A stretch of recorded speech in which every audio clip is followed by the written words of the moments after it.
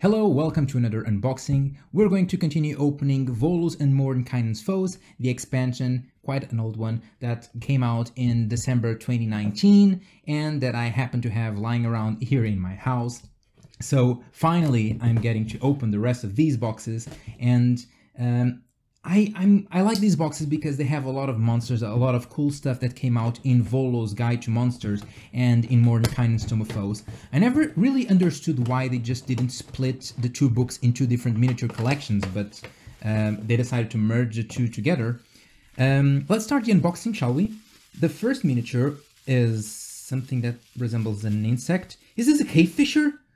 I love these monsters. This is very cool. I love the concept of these monsters. They are monstrosities. I would like to see more beasts with this kind of shape and format. But yeah, first of all, the monster itself, its look, it's this scorpion spider crab thingy. It is quite cool in it of itself, but the concept is also very cool. It is a monster that lives in caves and, you know, rocky terrain, Underdark, for example, and they secrete this sticky substance from their mouths, kind of like the silk from a spider, but they use it to actually fish targets in cave systems, so they are the cave fishers. Once their sticky goo connects, they can grapple and pull you, and there is a detail that I quite like about them, is that their blood is alcoholic, so they are vulnerable to fire, and there are several dwarven, you know, spirits that are made from their blood, which is quite a nice detail. In my world, in Greyhold,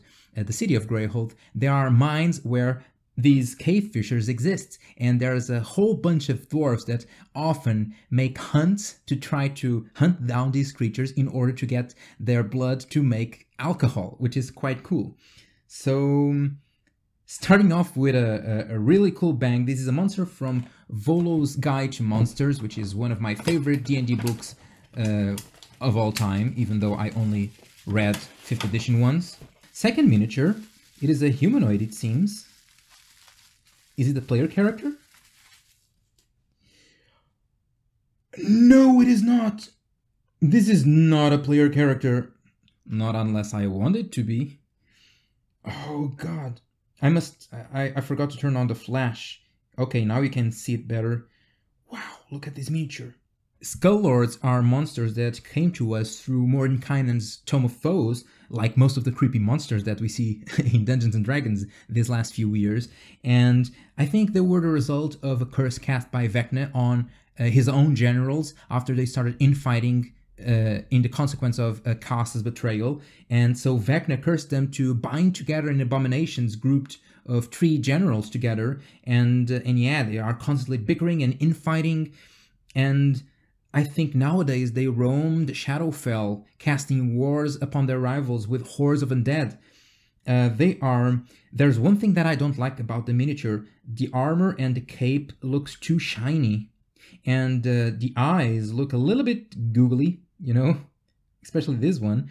I would like a miniature that conveyed a more dark appeal, you know, but still, this is a very cool monster to use in battle. It has spellcasting, it has a bone staff that also has a few actions, I believe. They have legendary actions as well, and they have a summon undead option. They can raise skeletons, and I think they also can give some boons to their allies, like a boost to HP or saving throws or something like that.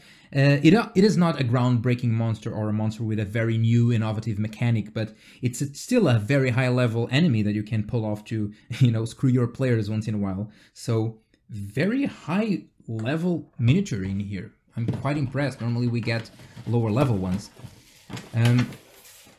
Let's go to the last small miniature. I prefer to open the big one last. Ooh, what is this? It looks like a tiny Umber Hulk. It's a Meanlock. It doesn't look anything like a Meanlock from the miniature alone, and I thought Meanlocks would be, you know, much larger. These are fey creatures that first premiered in Volo's Guide to Monsters, I believe. They are the embodiment of fear themselves. I believe they are born whenever someone has, you know, this overwhelming feeling of fear within the Feywild, and when more than one forms actually a lair comes to existence around them. You know, it is a cool monster to flesh out that dark aspect of the Feywild, the anti-fairy world that we normally get to see whenever someone talks about the Feywild. But still, it's a very weak monster. I think it's CR2 or something. The only interesting thing that I like about Meanlocks is that if I think 4 Meanlocks get together and torment a foe using their telepathy, they project these hallucinations on their mind, and if that lasts for a very long while, they can eventually transform into a Meanlock. I think that's the only thing that I find like very cool about the Meanlock. Other than that, it's just one more enemy that you can find in the Feywild. Nothing groundbreaking about them, but nonetheless, another mini to use in my Feywild adventures. Last miniature, it's our big one, and oh my god, this is so cool! I have been wanting to get one of these since I first started, you know, running D&D. This is a bone claw, isn't it? Yes, it is. Wow, look at it. Look at this creepiness. God, look at those hands. They look like spiders.